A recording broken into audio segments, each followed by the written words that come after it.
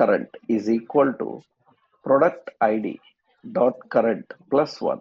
It should increment the value by 1 and it should store. And what it should do is load product manually. It should load product ID dot current. That means that product should load. That means it will increment the value of product ID by 1 and it will load into this. So how to access reference memory, you cannot access directly, how to use by using current. Similarly, on previous click, what should happen? Handle function, this is prev click, that is previous click. It should decrement by 1. And this product ID must be used by the track bar also. That means the range have minimum starting with 1, maximum ending with 20, because there are 20 records. Value is coming from, so thread, that is product ID dot current. It is coming from product ID dot current. That means you can see now, when I click on this next, we haven't written the logic for next and previous. Let's write. So this button is next button. That means here I will write on click. What should happen? Handle next click. In the first column, we are having another button. This is on click. This is handle click, previous click. Now you see, when I click this button, the next product should come. And when I click the next button, the next product will come. And you can see that the next product is coming. The seek bar is also changing.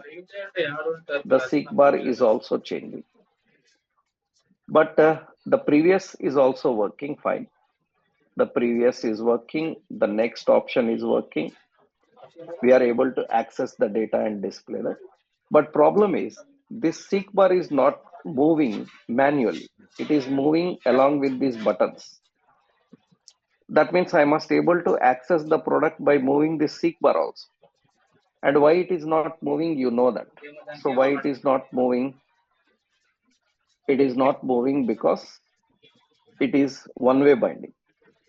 So that means it is unable to change. It is one-way binding, so it is not moving.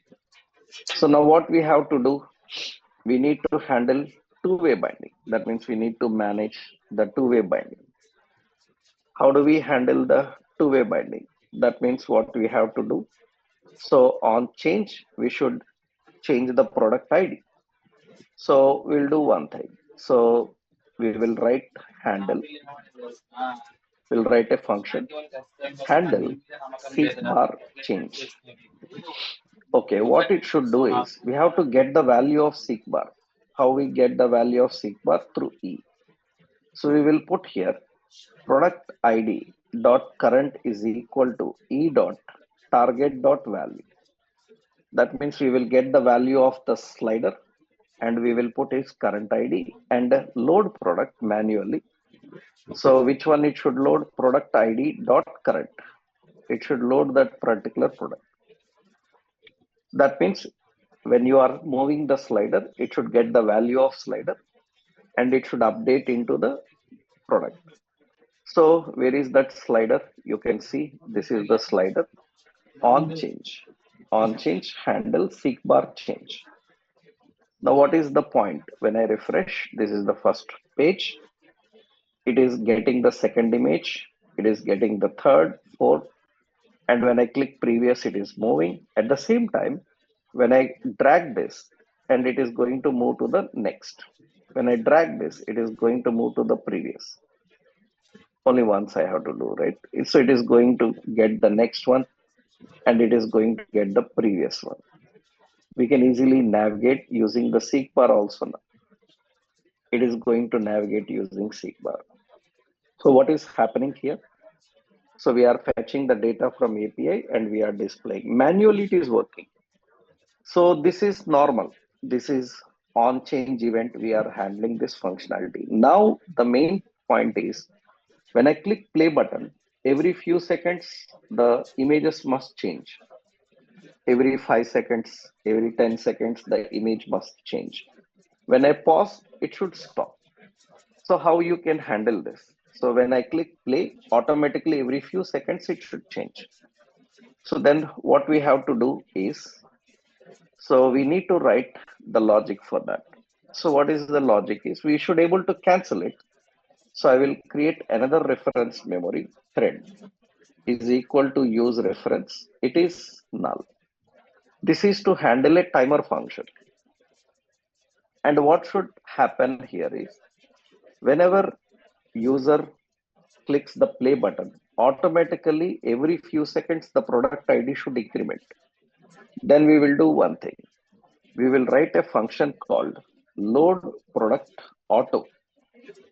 What this should do is it will not take any ID from you. Automatically every few seconds, what is the current product ID? It will increment by one. So we will access product ID dot current is equal to product ID dot current plus one. We will increment by one. After incrementing by one, load product manually. Into that we will pass product ID dot current. That means what is difference here is previously you call the function and pass an ID. Now you don't need to pass the ID. ID will be automatically incremented and it is loading that particular product. And this should execute every 5 seconds once you click play button. When I click play button, this function should execute every 5 seconds. Then what we have to do, we need to write a function called handle play click. On play click, what to do? So when I click on play, so it should able to use, I will create a thread dot current is equal to set interval. And because every few seconds it should repeat, set interval, it has to call the function called load product auto. And every 5000 milliseconds, it should be called. That means every 5000 milliseconds, what will happen is it will call this function. And what that function will do, it will increment product ID by one and it will load that product. That's the logic we are implementing. That means every 500, every 5 seconds, product ID will be increased by one and it is loading that particular product. And what we will do, function handle pause click. On pause click, what to do is we need to cancel the timer. So then how do we cancel the timer? Clear interval. We have to clear thread dot current. It should clear. Let's write that functions for these buttons. This first button on click, it should handle play click. It should handle play click. And on click, this should handle pause click. So pause click. Now what is the concept is simple. When I click this and one more point, whether it is manually working or automatically working, this status also user should see. Initially, we will put one simple concept. What I will do is I will put here constant status set status is equal to use state and initially it is an empty string. Actually, by default, it is a slide show manual. That is the default text. And we will put the set status below. Below the title, we will put here, so set status. Here I will use status. And you can see status says slideshow is manual. I will put little bit as font weight as bold. And you can see it is little bold. Fine. And when I click this play button, automatically it should say auto. Then I will give here, so set status. When play button is clicked, set status, slideshow running. This message should come. And when I click pause button, it should show the message slideshow pause. Pause. And when it is manually working, what should happen is when it is manually working means we will write here Yeah, when it is manually working, I will say next button, previous button, click. So set status, slideshow, manual, manual. I will just give the set status manual. On next click, on previous click, seek bar change every time it should be there. And you can see now slideshow is manual. And when I click on this play button, then it shows a message. The message slideshow is running. And you wait for 5 seconds. Every 5 seconds, you see product is changing. Every 5 seconds, the product is changing.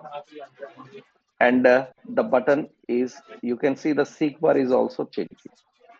And when I click on pause button, automatically what will happen is it will pause, slideshow pause. And very important is from there you can push the back button, then it will go to the previous one, and again you click the play, then it should start again from that particular position. It should go to the next one after 5 seconds. That means manually it is working and auto it is working. And here we are using the concept of what? Throttle. So here you are using a combination of throttle, manual approach and everything.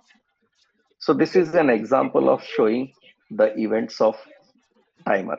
Another example I am giving here, this example is carousel demo. Carousel like once more. Actually, you can add animations for those images like slide, previous slide, next and all. You can add the animation. So this is all about different types of timer events, how we can handle in React. I given several examples on that. Now, after understanding the timer events, now we will go into another major concept, how to deal with forms in React. Form events, how to handle the forms. It's a very big concept to deal with. So we will see that in the next session. In the next session, we will discuss working with forms. You try all this, and in the next session, we will discuss about working with forms. And our next session will be again on Monday.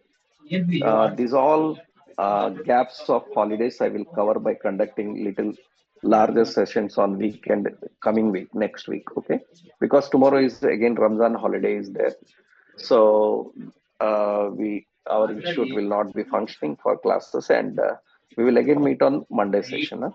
So once check all these, practice all these. If you have any doubts, let me know about it. Okay, right? Thank you.